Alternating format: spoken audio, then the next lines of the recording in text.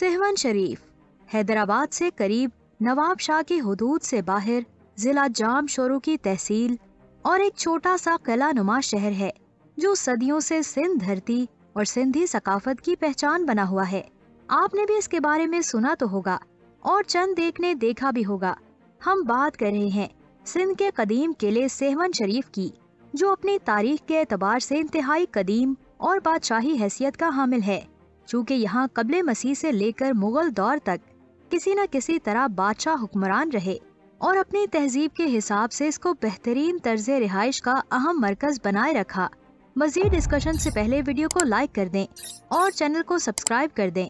ये आपकी तरफ से हमारा इनाम है।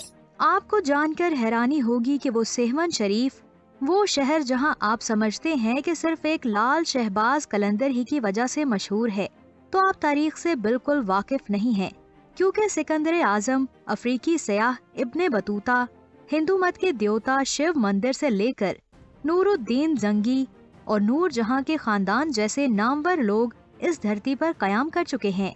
यही वो धरती है जहां से बर्रे सगीर में इस्लाम की आमद और तबलीग का आगाज हुआ। माजी में इसका नाम काफरस्तान, सिवस्तान, सजस्तान, सदूसान, संदेमाना, सहेवान, शिववाहिन और उल्टी बस्ती वगैरह था, मगर वक्त गुजरने के साथ मुस्लिम दरवेश और औलिया की आमद पर और फिर लाल शहबाज कलंदर जैसे अजीम लोगों की वजह से इसका मौजूदा नाम सेहवन वजूद में आया। सेहवन के आसपास में कुछ कदीमी मुकामात भी वाक़े हैं, जिनमें अल्टा किला, लाल बाग, लकी शाह सदर के कुदरती चश्मे और अली मौला के कचूरी के मकाम ज़ायरीन और सयाहों की तवज्जो का मरकज है।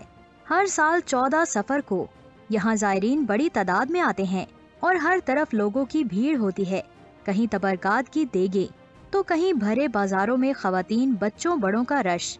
यहाँ किसी को कोई मना करने वाला नहीं है, किसी किस्म की कोई पाबंदी नहीं है। यही वजह है कि साल में आप कभी भी यहाँ आए, आपको लंगर रोजाना मिलेगा।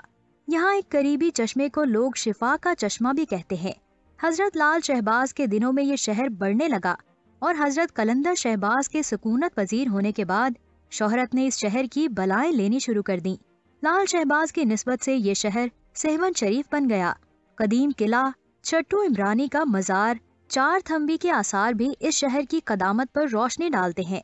इस तहसील में काई की वादी में कदीम गारें और जरदश्त मजहब के दख्मे मौजूद हैं। बुल्लो खोसू की कदीम बस्ती नईंग शरीफ में कंबर अली शाह का मजार और बुद्ध मजहब का सटूपा सेहवन तहसील में शामिल हैं। सेहवन शरीफ सिर्फ मुसलमानों के लिए ही नहीं, बल्कि सिख, हिंदू और बुद्ध मत मजहब के लिए भी बहुत अहम मुकाम है।